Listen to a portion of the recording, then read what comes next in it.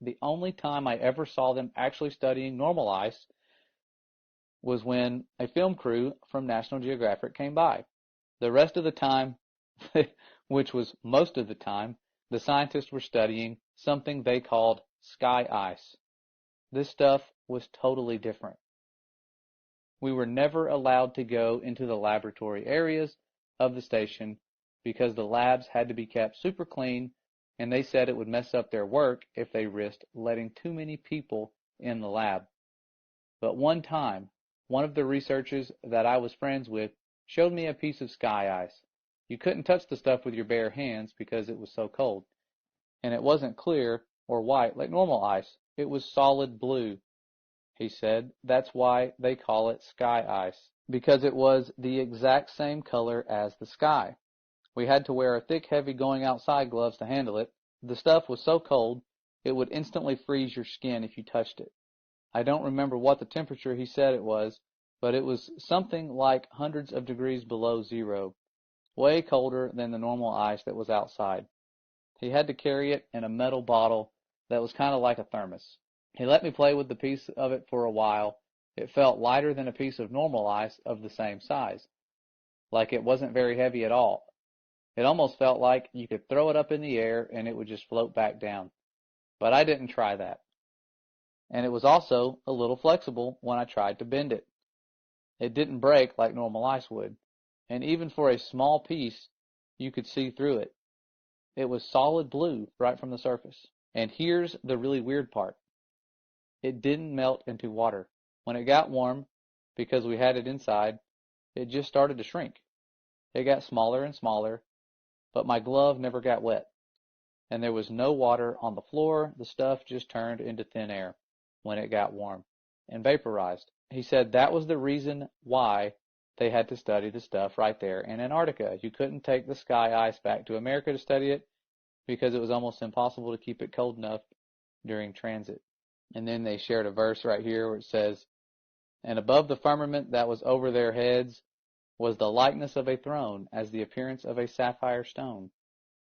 And upon the likeness of the throne was the likeness as the appearance of a man above upon it." And then we continue off where it says it would always vaporize into air, and you'd have nothing left when you got back to the U.S., he said.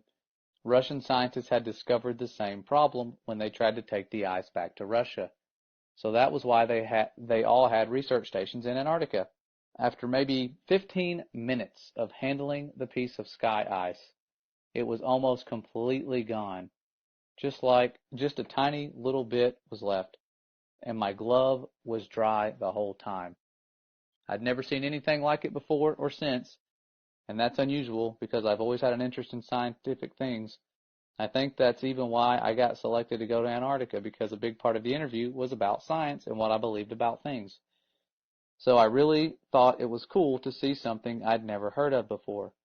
The whole time I was at McMurdo, I heard people talking about the wall, like that was a special place. It's pretty common to find ice walls and ice cliffs all over Antarctica.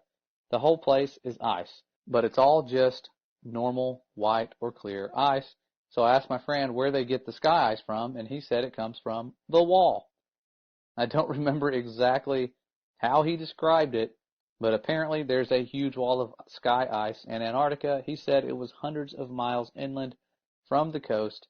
I never got to see it myself because I was only stationed to McMurdo. I didn't get to go out on expeditions. He said it was the biggest natural structure in the world. Imagine that.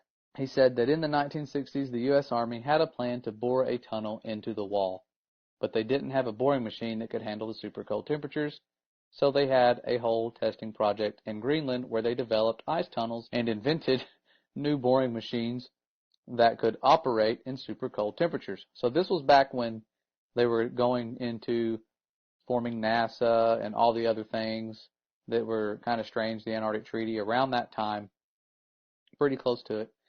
And he says, like they did this whole big thing in Greenland for just practice. So it was like they were practicing to bore into the sky ice.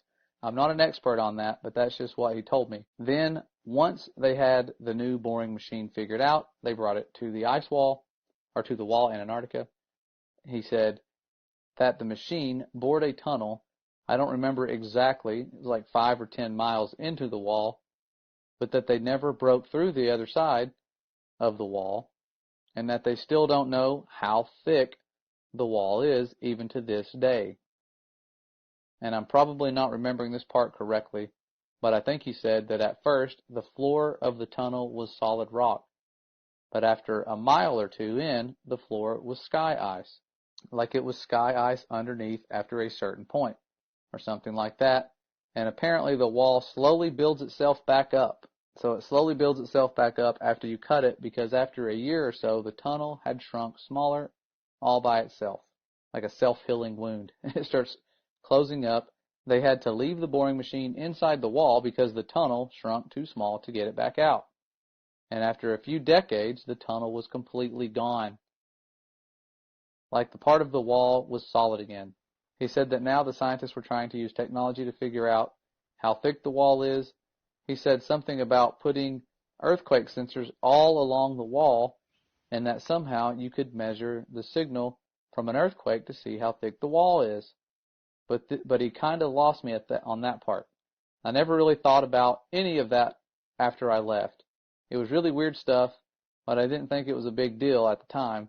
But then a few weeks ago, I saw a map of the wall in Antarctica, except the map was all flat and crazy looking, and it showed the wall going all the way up over the whole Earth. So since then, I've been trying to learn more about the sky ice that I saw and the wall that I heard about, but I can't find anything at all. So now I'm really wondering if there could be a connection here. And that's how I found this group. So I hope that maybe some part of my experience will help someone figure something out. Well, thankful to that person. If they were telling the truth, that is some very interesting information given what we know surrounds us. We know that the firmament's not just made out of ice. It's something special. That could just be something near the foundation to prevent you from going all the way to it. The Father's design is very complex, and he has foreknowledge. He knows what mankind's going to try to do. Those little nuclear bombs they shot at the firmament was nothing to the firmament. They can't break it. They've tried. If they could, they would, but they can't. And this is just one of those stories that confirms a lot of what I had assumed would be going on. I always thought, man, if they are out there and they can go to it, they're probably trying to drill through it, and if they are, how have they not gotten through it already? And that would answer the question for you, because it closes up as you go through it. But this was back in the 60s. There's no telling what they're trying now, mostly guarding it. I'm sure that's the biggest job they have, is keeping us from going there. And if you do go there, you can only go to certain places. It is tens of thousands of dollars for a one-way ticket. Otherwise, many of us would have already gone there, tried to do some sneaking around and investigating. But this video here, it only had like 300 views. But really cool stuff. Wanted to pass this along. I know the days of censorship have it to where you can't find stuff like this anymore. And I remember putting it in my Firmament playlist. I just wasn't sure if you guys had heard about this and wanted to pass it along to you. Answers some questions that most of you, if you're like me, had about what's going on out there and what are some of the properties near the foundation of the firmament, if they're even close to it. Could go on like that for many, many miles. Who knows? We'll find out soon someday. The firmament itself will roll away like a scroll, but that second day of creation where he put this expanse for signs and for seasons and letting us know that he will return very soon. And it's one of those things that we're sensing is right around the corner due to the way things are going in the world and what they're trying to prepare us for and all the division. But they're preparing for a war. I'll go over that in a little while in another video, what they're preparing for and how you can be prepared yourself to not fall for the deceptions to come. But see you guys around soon. I know that this is a random video, and I'm just trying to put this stuff out there and stop procrastinating and share the information that I have while we still can. I'll see you guys really soon. Stay safe and stay ready.